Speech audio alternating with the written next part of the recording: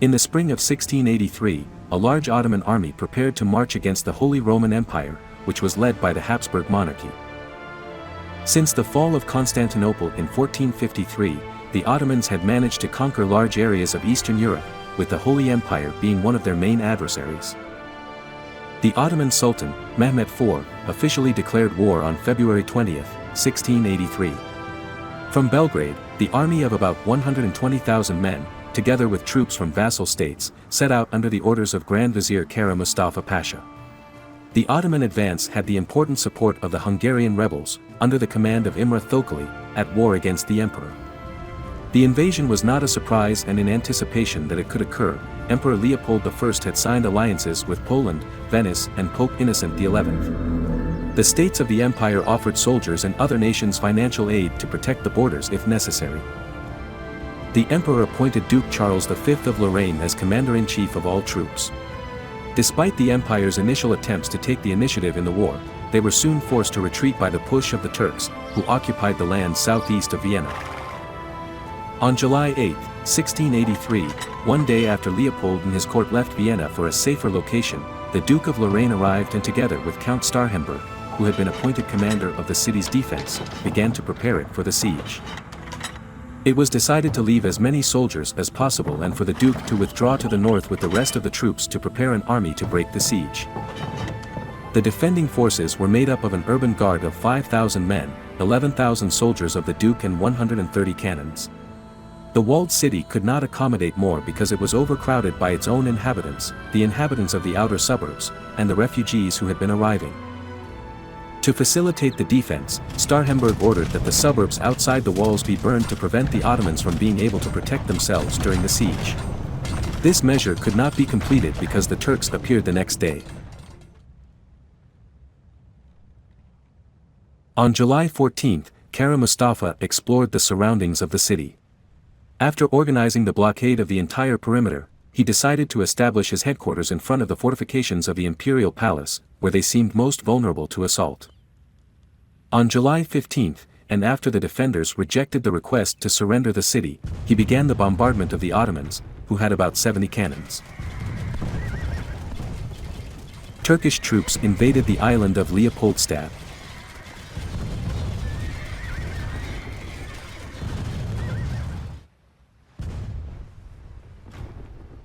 The defenders had to withdraw after a fierce fight, destroying the bridges that linked it to the city.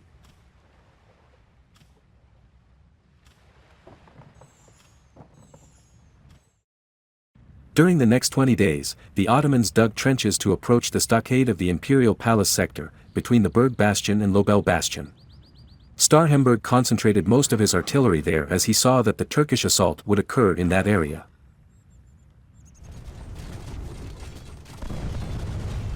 The Ottoman attacks against the stockade continued while the trenches continued to approach the city.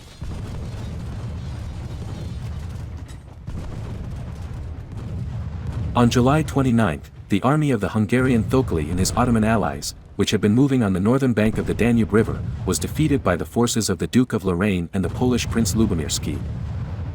Duke Charles then sent emissaries to Emperor Leopold, John III Sobieski, King of Poland, and John George III of Saxony to send his forces to Vienna as soon as possible. On August 5, the Turkish trenches reached the stockade and its defenders retreated to the Ravelin and the bastions.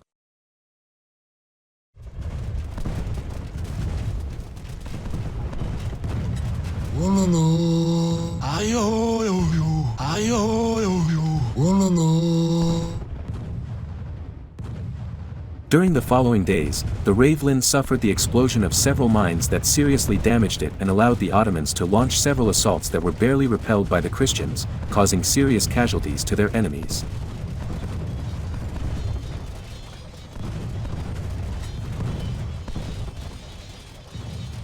On August 24, a night assault on the Ravelin allowed the Turks to seize it, but they were driven out by a counterattack. This was repeated 3 times during that night.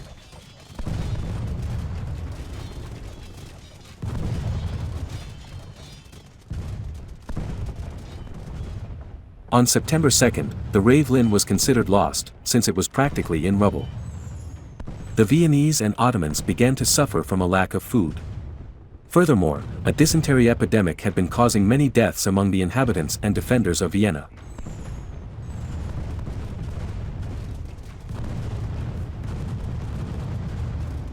On the 4th, the Ottomans exploded several mines at the base of the Berg bastion walls, opening a large breach. Seeing this, the Ottomans launched a massive attack.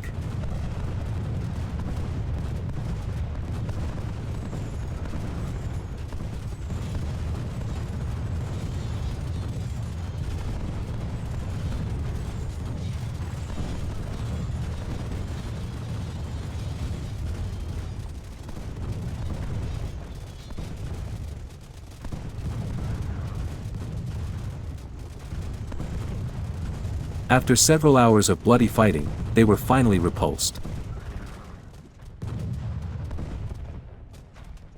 At this point in the siege, the Ottomans counted nearly 40,000 casualties. On the 8th, 2 mines exploded under the Lobel bastion, and the next day 9 more did so against the wall.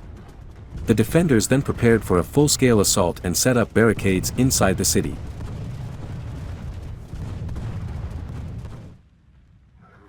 Some of the artillery was withdrawn in anticipation of the walls collapsing. Only 4,000 men remained as a garrison.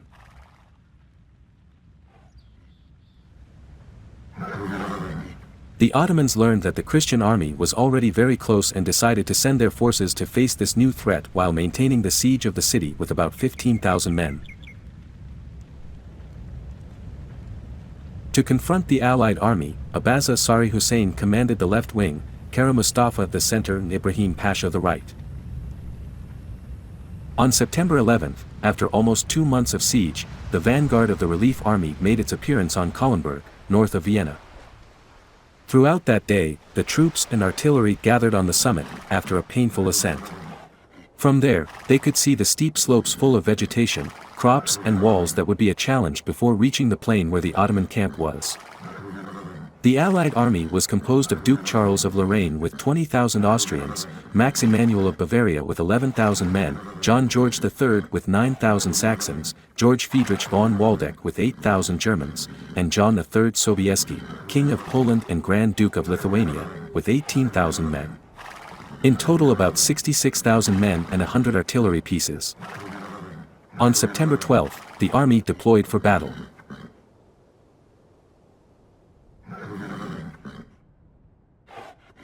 On the left flank of the Christian army were Charles of Lorraine, in the center John George, Waldeck and Emanuel of Bavaria, and on the right flank the Poles John Sobieski, Jablanowski and Sieniawski, in a very wooded and complicated area for cavalry.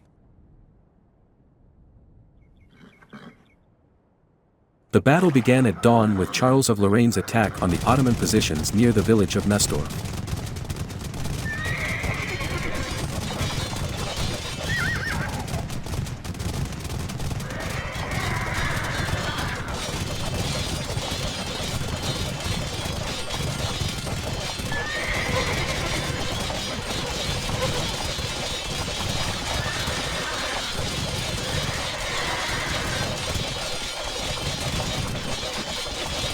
The Turks were forced to retreat.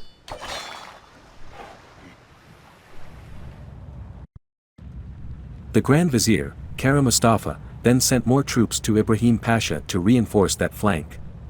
With this help, they counterattacked at Nestorf.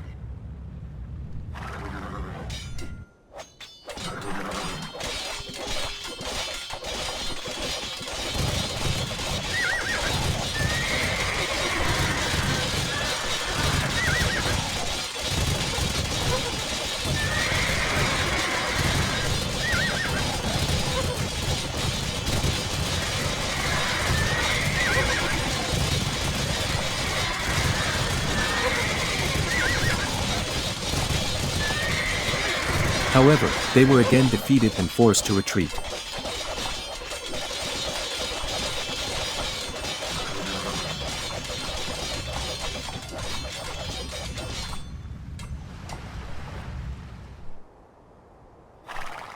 The Allies managed to place artillery in the area, thus supporting the advance of the center of the Christian army.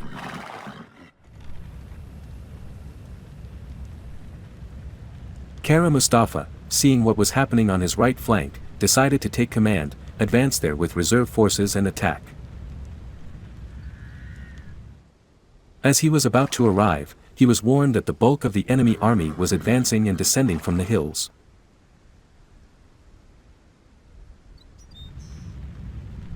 The Grand Vizier then decided to send the reserve troops to the left flank.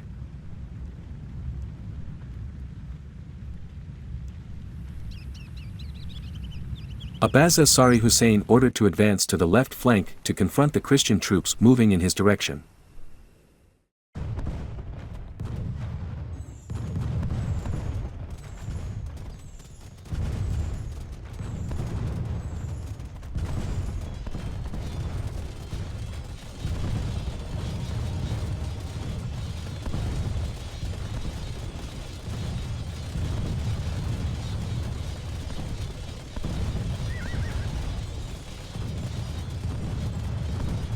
By noon the fighting had spread across the entire front.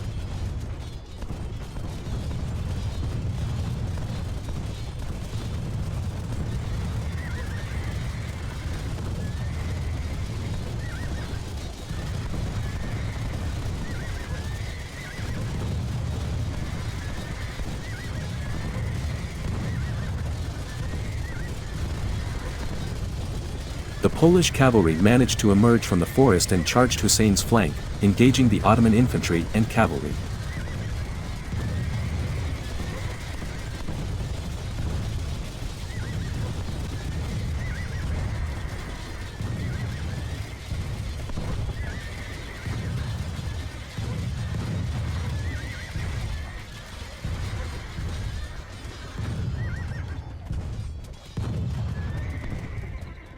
The Poles managed to reach the Michaelsburg Hill.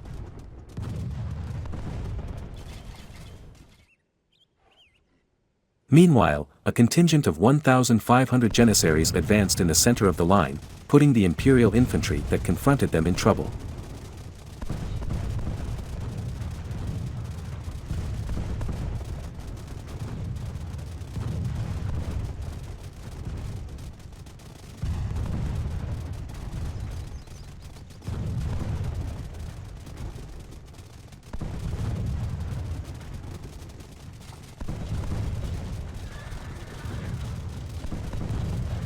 The arrival of the cuirassiers meant that the Janissaries had to retreat with heavy casualties.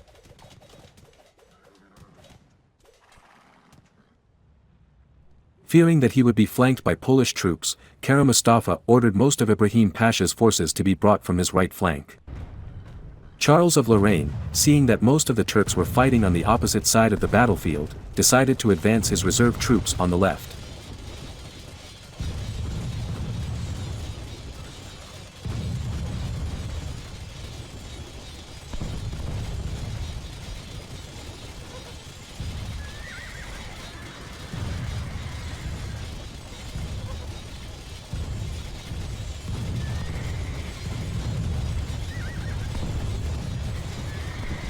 This maneuver managed to push back the Ottomans.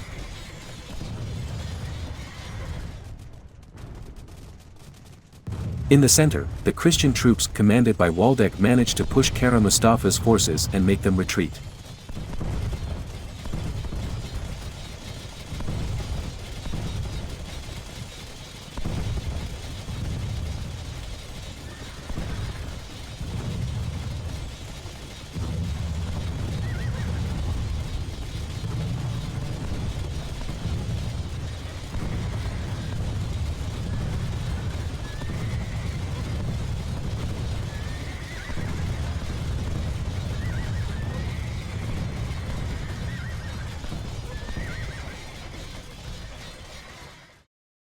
In a desperate attempt to resist, the Ottomans improvised a defense line using carts. Charles then had his flank move against the enemy camps, thus threatening the Turkish rear.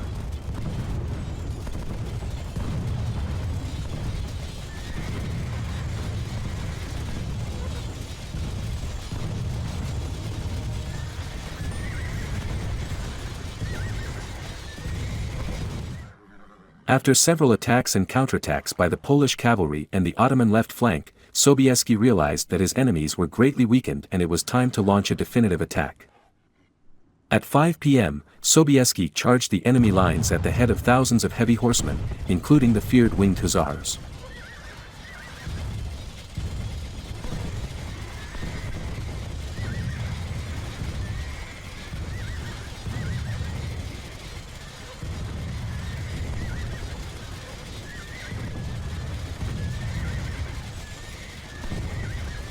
Despite the numerous casualties caused by Ottoman muskets and cannons, the Polish cavalry penetrated the Turkish ranks, causing havoc. The Ottomans, demoralized by this attack and by Charles's advance on the right, retreated towards the center.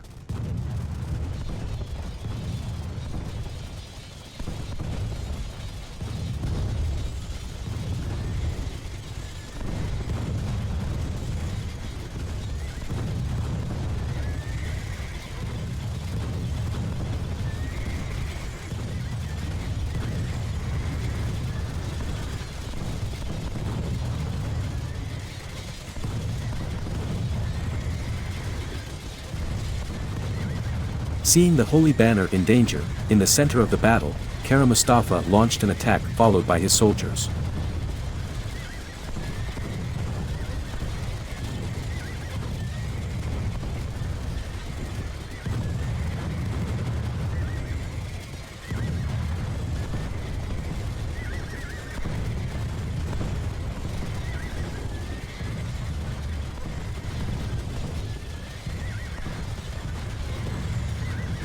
He managed to save the banner, but around him, the entire Turkish attack collapsed and his men fled.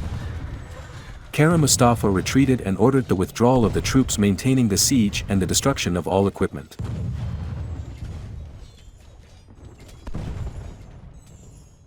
Mustafa knew that the battle was lost, but still, he launched a final assault against the Christians along with his personal guard.